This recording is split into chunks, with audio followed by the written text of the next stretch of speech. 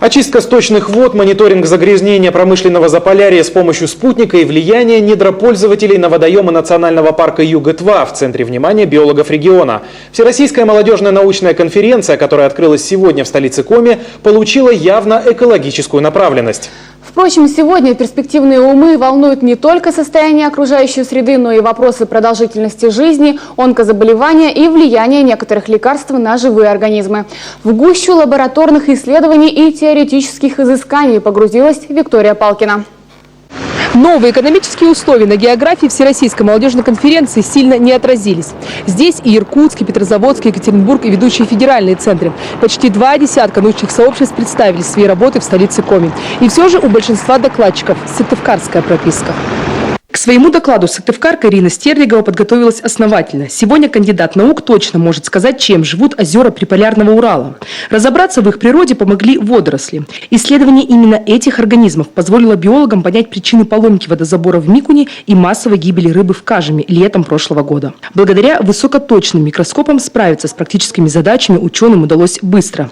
Это наш основной инструмент, потому что водоросли – это микроскопические объекты. Без них мы совсем не можем смотреть, что же у нас творится в водоемах, в почвах, каким образом загрязнять. Группа Алексея Дымова изучает жизнь леса после пожара. Этот проект сыктывкарского ученого стал единственным в Коми обладателем президентского гранта. По словам автора, для республики, где больше 70% территории – это Парма, работа актуальна как никогда. Тем более, что биолог сегодня дает далеко не утешительный прогноз. Состояние зеленых легких нашего региона вызывает тревогу. Перспективы на самом деле очень плохие, поскольку изменяются не только почва. Почва – это какая-то часть биогециноза.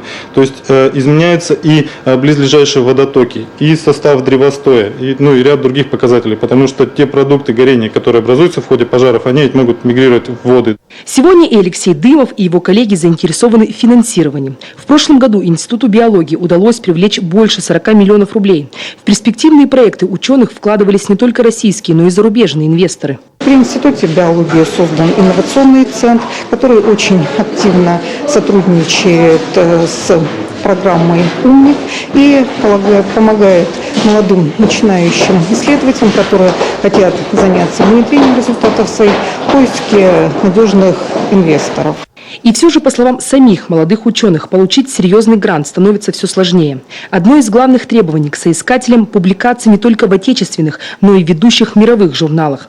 А попасть на страницы таких изданий удается лишь единицам. Они боятся за свои репутации и довольно-таки с неохотой доверяют именно новым людям. Хотя есть прецеденты, когда проходят новые, но тем не менее для того, чтобы опубликоваться, необходимо участвовать в международных конференциях для того, чтобы личность была знакома. Ученые Коми готовы к международной конкуренции. Правда, признаются биологи, они до сих пор не поняли, чем для них закончилась реформа Российской академии наук. Пока, по их личным наблюдениям, стало гораздо больше бумажной работы. Свою лепту внесла и нынешняя экономическая ситуация. Стоимость современных приборов и многих реактивов выросла в разы. Хотя в институте успели укрепить материальную техническую базу. И этого багажа должно хватить надолго. До конца кризиса точно, уверены эксперты.